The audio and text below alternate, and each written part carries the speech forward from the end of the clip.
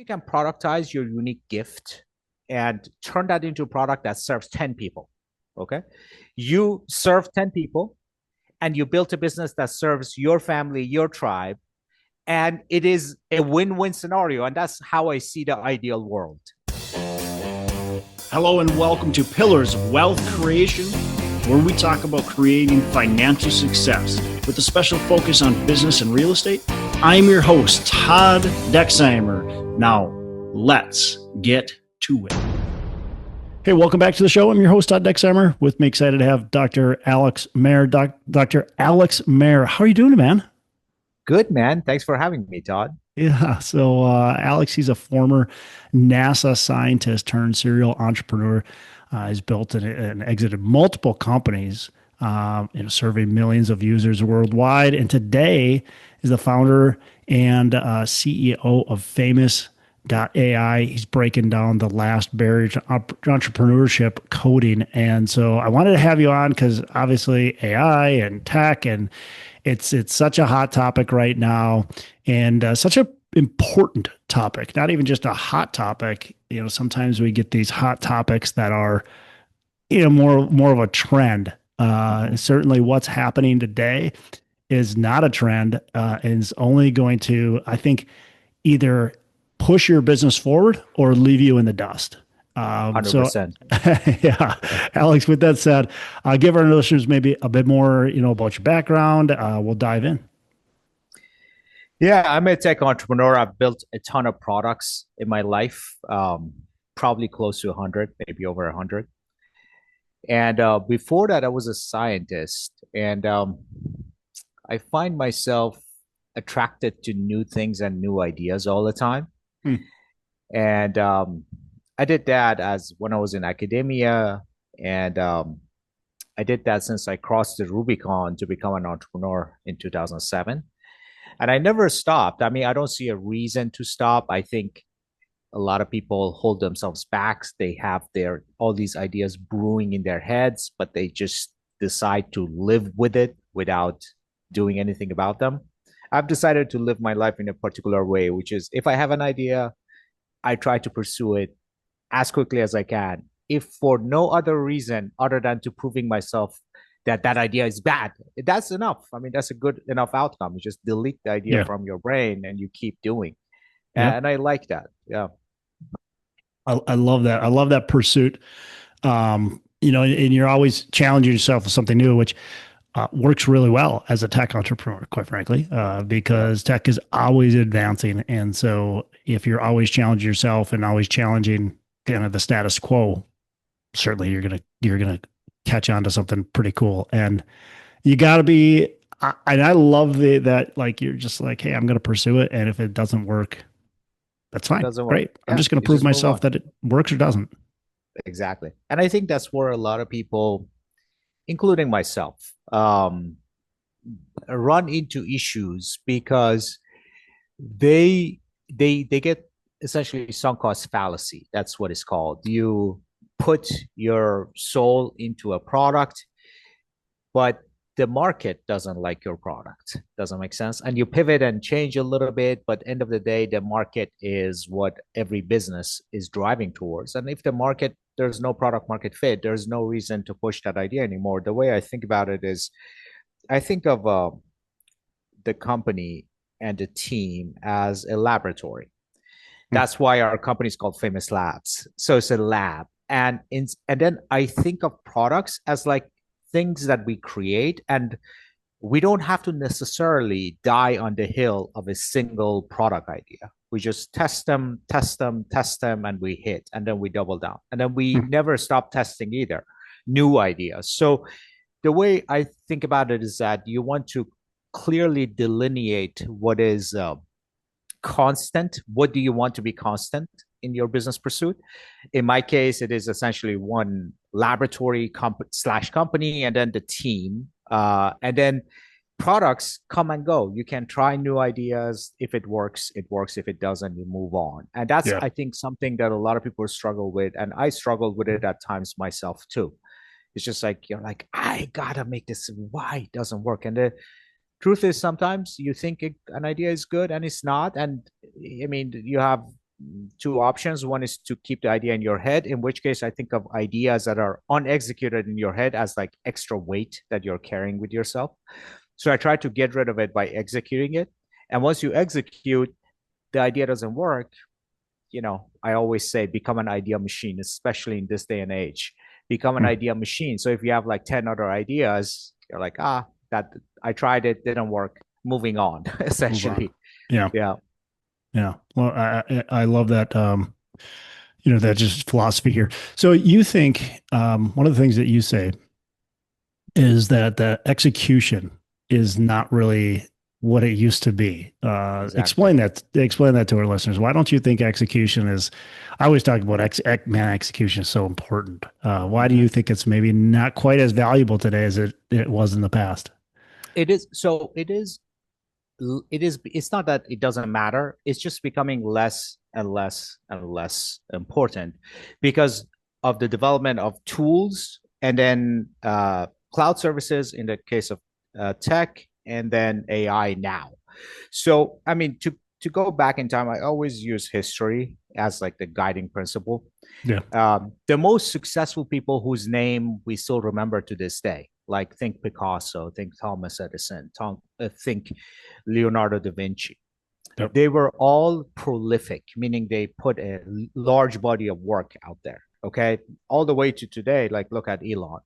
So they do a lot of things. And that's to me a hallmark of someone who's doing the best with their hand, which is their life. It's like Yep. they do a lot of things. Now, previously, if you go back, 100 years ago, you had a lot of ideas. Executing an idea was in itself very difficult. So you had to be great at execution.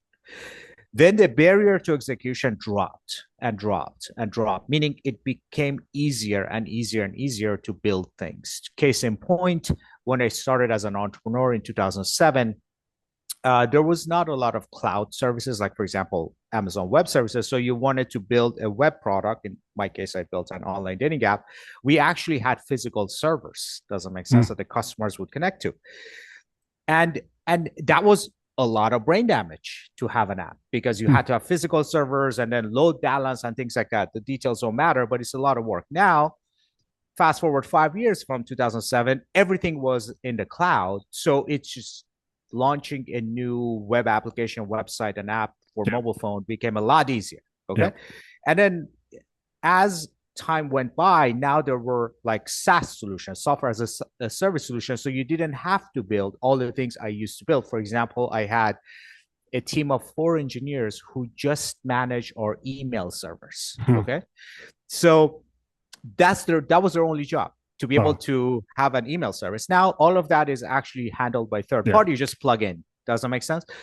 And now fast forward to today, AI is lifting even more of the weight. So you essentially can just describe what you want to AI, and AI builds a vast majority of it. And one of the things I want to do, going back in my own career as an entrepreneur, so I was able to execute ideas because in most cases, not all cases, I was fortunate. I lived in San Francisco, Silicon Valley, and I was able to raise capital and hire engineers and execute. I know that is not available to a lot of people. So I can provide the same execution abilities that I had when I started in 2007 now easily with AI. So that's why I say it's not like execution doesn't matter. Execution relative to vision and idea, the weight of it is dropping, and people who have a lot of ideas, good ideas, obviously, bad ideas don't work, but they have a lot of good ideas and vision.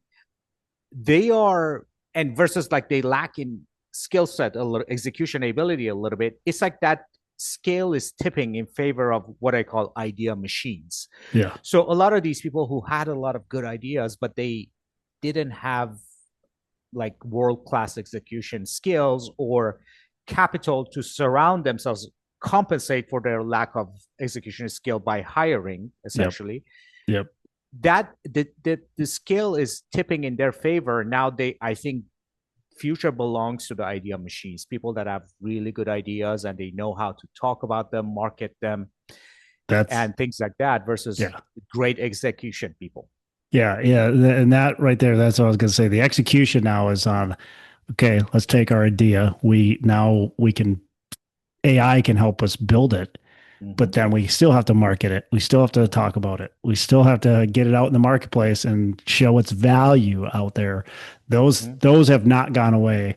If But anything, it's amplified. it's that's right. Yes. That's right because it's busier out there too. Yeah, it's exactly. So it's like essentially everybody can now execute. So the difference becomes the person that has a more crisp idea. They have better Mm, ideas. They have a platform. They know how to convince, persuade other people to join their product or their community. It's mm. like it's even more like because like the world is being cluttered with products at this point. So it's all about like how do you stand out? How do you have a excuse me, a good unique idea that actually cuts it in the marketplace. Yep. Do you think AI helps create and mobilize more entrepreneurs, or does it allow larger companies to squash entrepreneurs and have less entrepreneurs? What do you think? It's a deep Um, question. I know it's it's a just no, it's a very important. It's actually a very important question. So I tell you what I want to do. Okay, I want to enable normal people. I call it David versus Goliath. I think of existing giant companies as Goliath and a normal person who's just starting or doesn't have as much resources, obviously, as David. And I want to give them precise slingshots so they have a better chance at winning. yeah. So the answer to that is it is going to be a little bit of both. It is our individual choices that hopefully tips the scale in favor of normal people, because I think it is a dystopian future if it, like, 4 or 5 AI companies, large tech companies, or what have you, if there's more consolidation of power versus more individuals who have businesses. I prefer more individuals Yeah, for sure. having businesses. So I'm like, okay, so my part is I'm going to try to help with that. So now, how does the world actually will pan out? A little bit depends on what we do. So, and the second part of it is probably a little bit of both, because um, large companies are also going heavy on it, and they obviously have Yeah. more resources. Yeah. What I think individual entrepreneur has in their favor is their ability to be nimble Yep. and fast. They Yep. don't need 10 people committee to approve every decision that they make. They can be fast, which is why I think at this point it is all about speed and flexibility, and trying things at the speed of light as quickly as you can, and find that area, that one place where you can make a dent. And I always use the example of barbarians versus Romans. So ultimately, barbarians sacked Rome, and the reason for that was Rome had obviously huge empire, had everything to lose, huge army, but barbarians, all they had to do was to survive to fight another day. So they would attack, doesn't work, they would retreat, they would attack, it wouldn't work, they would retreat. So they kept doing that for a few centuries until they ultimately exploited a few weaknesses in the Roman Empire, and they eventually sacked Rome, actually multiple times. And I hope, I mean, obviously this is maybe not the most politically correct analogy, but my hope is that the normal person out there that is essentially doesn't have a huge army, is barbarian, they are able to, as long as they survive to fight another day and they just keep going at it, they will end up finding weaknesses or white areas in the market where they can dominate. Yep. And that's sort of my hope, essentially. Yeah, and don't worry about being politically correct on my show. We don't have to be. Good. Yeah. Yeah, I think that's valuable, right? You have to be quick, nimble, and be able to, and that's the entrepreneur advantage, and it has been the entrepreneur advantage now for quite a while. And I'm optimistic that it'll continue to be the entrepreneur advantage, is that as an entrepreneur, you don't have to go through committees and you don't have to get approval to do every little thing that you have to do with all this red tape. You Mhm. have an idea, you go out there, you execute on it. And how many companies want somebody like you, Alex, that's like, hey, I got this idea. I'm just going to go test it and just see what's Mhm. going on with it. Yeah. Where like that, I don't, that's not many big companies, Yes. especially like they're just clunky. They don't want that. They don't want it. They're not going to pay you to go and make a bunch of mistakes. Like that's not what they Yes. want. And Yes. so you as an entrepreneur, you can be like, hey, I'm just going to try this out, test it, boom, done. Right. And you check off 10 things that kind of sucked, and you got these three things that were pretty cool. Right. Where I Exactly. just don't see big companies doing that. So I think I'm hopeful that AI will be a big boon for entrepreneurship. And I think that's, I hope so too. yeah, I think that's Yes, what we I need. agree. Yeah, I agree. I think in general, I'm sort of a libertarian, so I believe in in the power of individuals to Yeah. pursue, whatever their version of happy life is, and Mm. because there are many of us, we will just like barbarians versus Roman Empire. I keep coming back to this analogy. There are many of us, and the good news is to like an average person, they don't have to have a win the size that it moves the needle. Let's say for Google, okay, Yeah. so they can have like a much smaller win, and it's still life changing for them. It wouldn't have even made sense for Google to pursue that idea because it doesn't make a difference to Google. Doesn't make sense.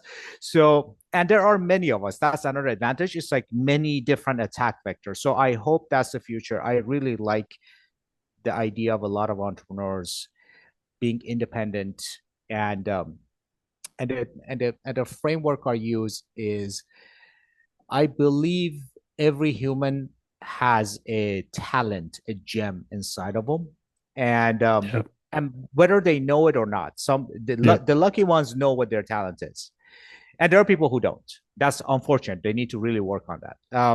But I'm like, if you can productize your unique gift and turn that into a product that serves 10 people, okay, you serve 10 people and you built a business that serves your family, your tribe, and it is a win-win scenario, and that's how I see the ideal world. Does that make sense? Yeah. So that's how I view it.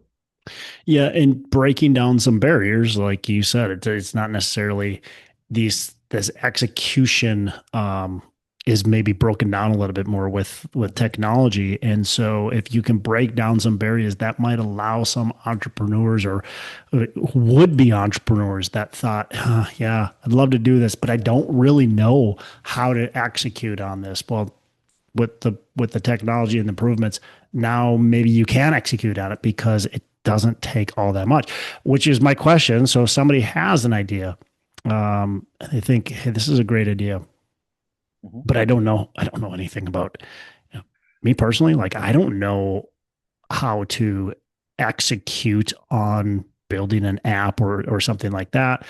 Where do they go? How do they figure it out?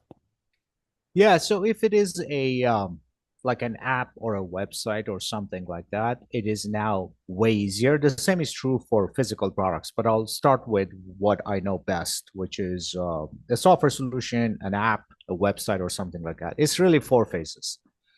Phase one is the idea itself, Yeah. that's an art. How do you prioritize and come up with the idea, and is it true and close to your core competency and unique talent? Phase two is turning that idea into what's called a minimum viable product. And that now there are tools that do it, including Famous.ai, where you can explain your idea in English, and with a few iterations, you get a workable version of your idea that you can put to test, meaning show to users to get the real reaction. It's very different than telling your idea to your mom and asking your mom, what she Hmm. thinks about it.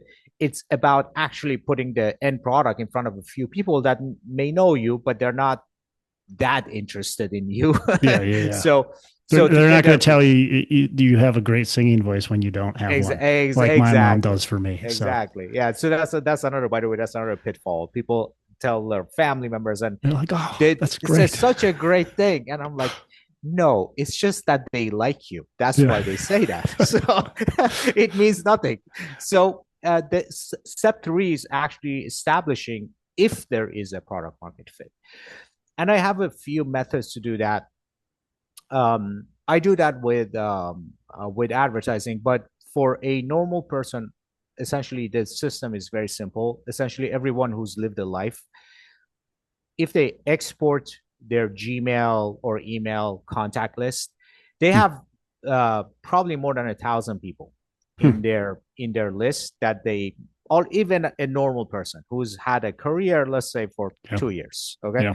so you have like thousands, maybe tens of thousands of contacts. In fact, so what Yeah. you do is that you export that list. You scrub it from your ex-wife, ex-husband, whatever, whoever you don't want to reach out, and then you send an email, and that email can be very disarming if you are not a salesy person. You can send an email, hey guy, hey, just to let you know, I came up with this product and I'm looking for a few beta testers. Happy to get your eyes on it, and any feedback is welcome. And link to the product. But the key is, do not listen to what people tell you in terms of feedback. That's very important, because people might still, these are people that are in your contacts, they might still tell you, oh, this is great, or this is not great. It's not as important as how many people sign up, how many people pay for your product. That's the kind of signal I'm looking for. So a rule of thumb is, if you contact 1,000 people and you don't get at least, let's say, 10 paying members paying that paid something, or a, let's say, 50 to 100 signups, your idea probably is not good. Hmm. So I think of it as like, at a list of 1,000 you should get 10. That's 1% conversion rate.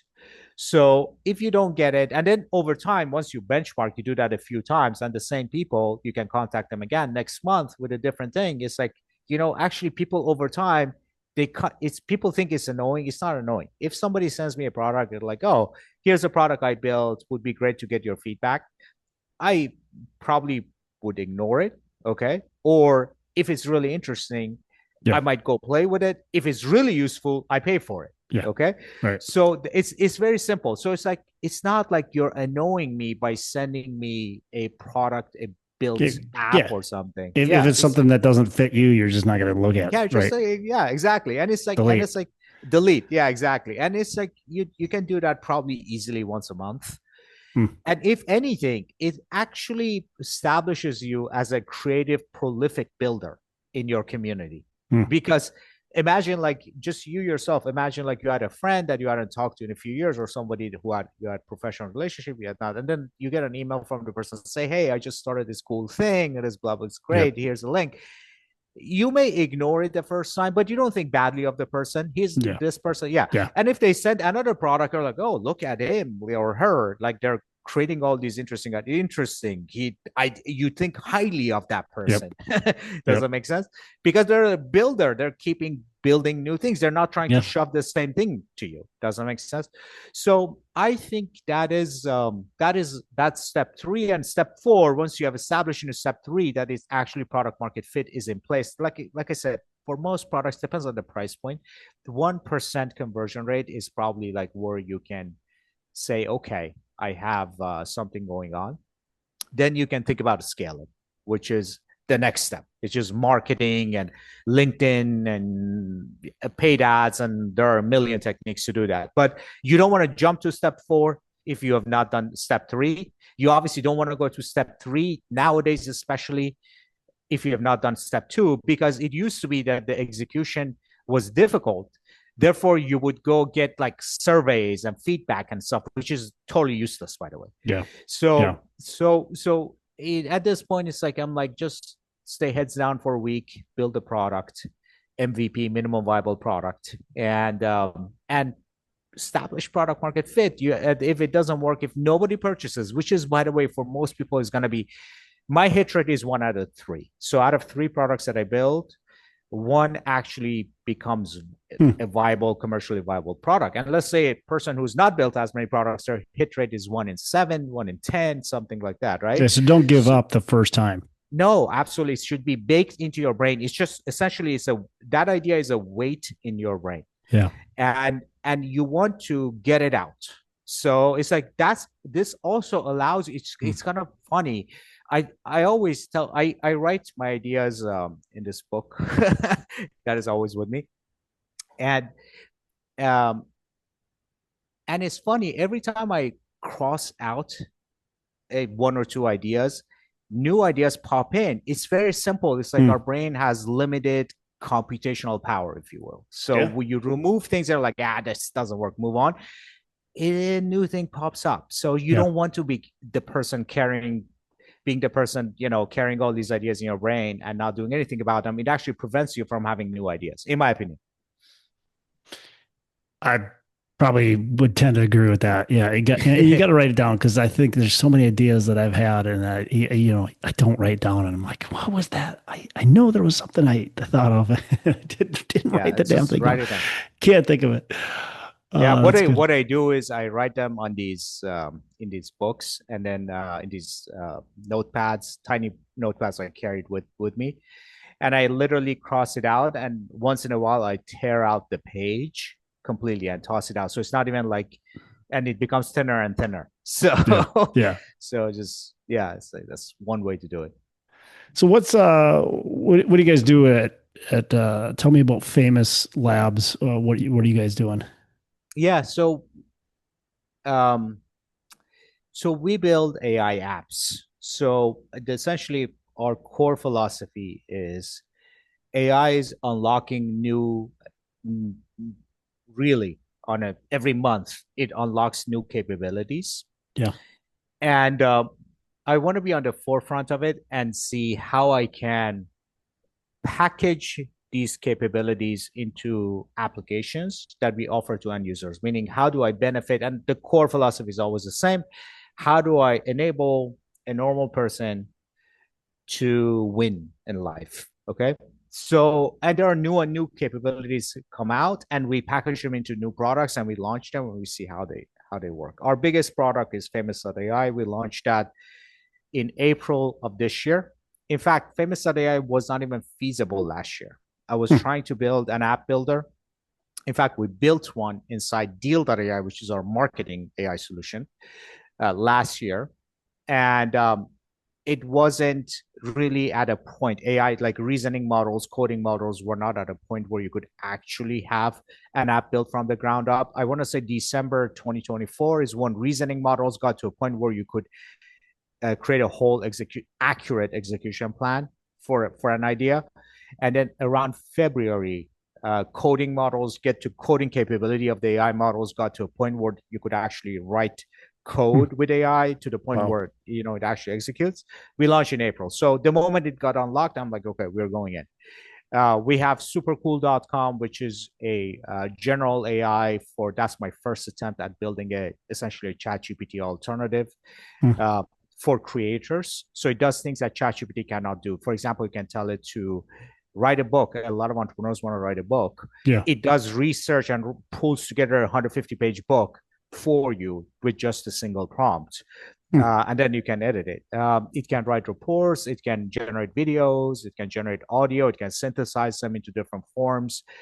And it's like essentially my model is, like I said, I only talk about things I personally do at this point in my life. If I'm not doing it myself, I don't tell other people to do. Yeah. So I essentially uh we come up with ideas and we execute them as quickly as we can to a minimum viable product. I roll it out to my community. The advantage of having a lab and having done it for a while is that we have a large list, so I can cross promote it. And immediately I know what is the traction in Right. there. And my hit rate is about 1 in 3. So we have launched about 20 products in the past 2.5 years. I have about seven of them are live right now. Hmm. So it's and I just keep going as new models and capabilities come out. I keep building new things, and I'm having fun learning new things. And the way I position it, and maybe this can be a tip for your audience. The way I position it to my customers is the ultimate transparency. So it's actually a fun way to say it. I tell people, look, guys, and a lot of my members have been like, a buyer of one of my products even 2.5 years ago, Sure. and they're still around using a different product. Yep. And I told them on day one, I'm like, this is not a product, one product company. This is a journey, meaning you joined a community where we continuously innovate and build new things, and it's not going to be a straight line. We might change direction. Products may not be complete. They might have issues. It's just like, and immediately that helps disarm, people. And it's just like, I'm like, this is a journey. It's going to have lefts and rights. And sometimes we go off the road, hit a mountain, discontinue a product. But it's part of life, part of entrepreneurship. Yeah. And people actually like it. The example I use, people are very hesitant. Entrepreneurs, I notice, are very hesitant to do this. And the reason for that is they try to put a very polished image of themselves or their product out, or like, oh, look, it's perfect, it's great, blah, blah, blah. Yep. But then my counter argument to that is, okay, so one approach is to say, okay, this is like completely fully fleshed out product and all that. But two things happens. One, it's not interesting, because when was the last time you went to a good movie where the hero of the movie, without any obstacles, just achieved the objective? There's always twists and turns and things go wrong and the hero is about to die. That's what makes a good movie. Yeah. It's like that journey. It's like the problems is what makes the good movie. And the second part is, if you can say a product is polished and complete only one time, and when with a minimum viable product. The second time, people don't believe you. So I'm like, no, it is like, we are, crazy math scientists experimenting. If you guys want to test it out, here we go. Yep. So that's sort of like makes it even more interesting. I think our community really likes that, and Yep. they come for the good and the bad and the obstacles and all that. So it's a tip. I think other people should do this more often, honestly. Yeah. I mean, you got a point there. Nobody makes a movie about the guy who Just wins. Yeah, just wins. Yeah. Right. No, yeah. It's like didn't do nobody. anything exciting, didn't have any mistakes, didn't have the battles, right? They should be always. It's the twist and the hostility and the failure and near death experiences is what Yep. makes a good movie a good movie. And I'm telling people, I'm like, you think you're like this polished person with this polished product and you're putting up that face. It's actually not that interesting. Yeah. Yeah. Good point. Um, Alex, I got a couple last questions before we wrap up. What's a favorite book you can recommend to our listeners? I can. How about two? Lessons of History. Will Durant is probably the best book. I really love history, and I also read a lot of biographies. And Elon is a somewhat controversial character. I like him. His book, Elon, or Elon Musk, I think it's called, is one of few books I've read literally line by line. So it is very interesting, his method to the madness. And I know some people don't like him, but it's unimportant. I tell people, look, you cannot do what he did. Very few people can do what he did. Yeah. That's fact. Okay. Yeah. So there is something to be learned about his method to the madness. And if you're dismissing it, dismiss it, at your own cost. I really liked his biography. And I honestly, anybody who wants to do business, any startup, I say read that book. It has his emails, his text messages. It's just like the style is like really interesting to see. Yeah. Yeah. You don't have to like a guy to learn from a guy. Exactly. So, exactly. Yeah. Exactly. That's good. What are your 3 pillars of wealth creation? My interesting question also. Um, it has changed over time. I want to say the number one thing that I really care about right now is interesting. I have a family now. I didn't have I had 2 kids when I started. That changes things. Changes things massively. In fact, I I didn't want to have kids when I was younger. I don't know Mhm. why. I was kind of not very smart, I guess. Um, it is such a blessing to have a purpose outside of you. Okay. Mhm.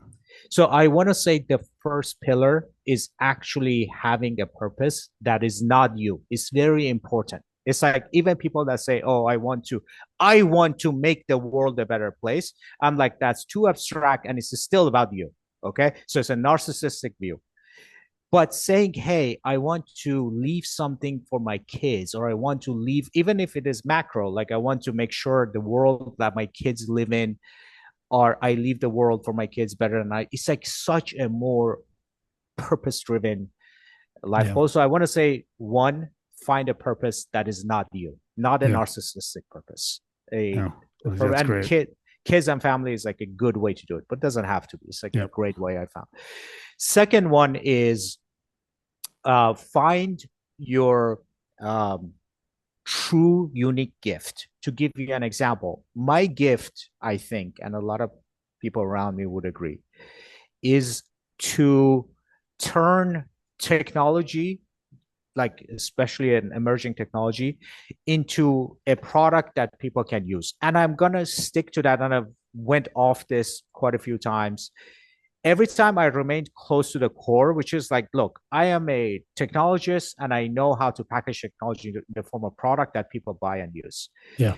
I will finding that unique talent and Yeah. saying, okay, I'm good at this and I'm going to stick to it is probably as important as having a purpose. Yep. Okay. And the third element of it is probably, this is not going to, a lot of people will not agree with me. The third one is embrace pain more than reward. Mm. So I actually, in a weird way, maybe it's a psychological problem. Um, I don't like comfort. I become uncomfortable when things are going well. In fact, I Yeah. think about things that can go wrong. Yeah.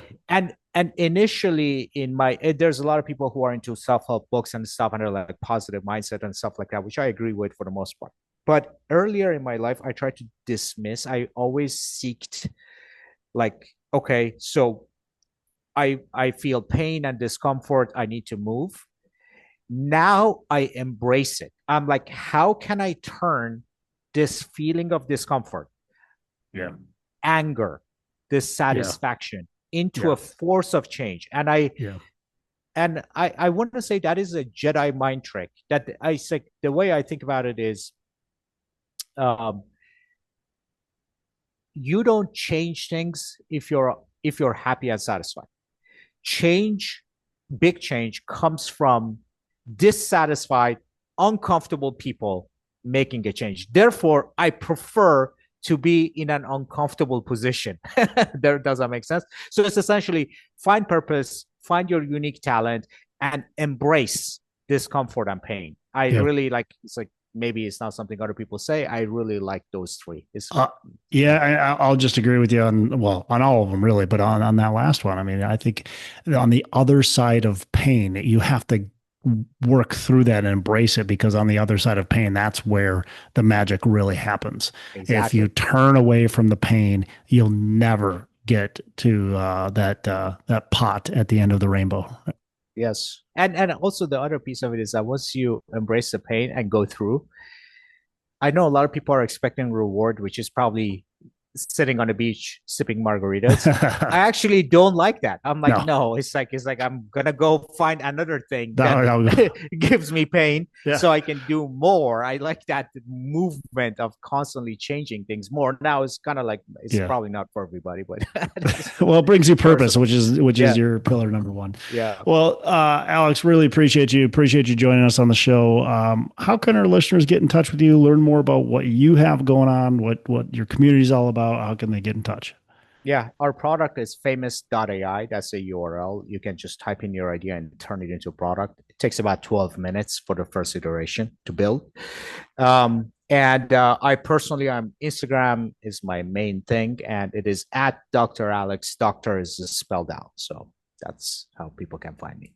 Awesome. Again, really appreciate you. You have a fantastic rest of the day. And listeners, go to famous.ai and check that out. I know I've been on there tinkering around. It looks pretty cool. So Awesome.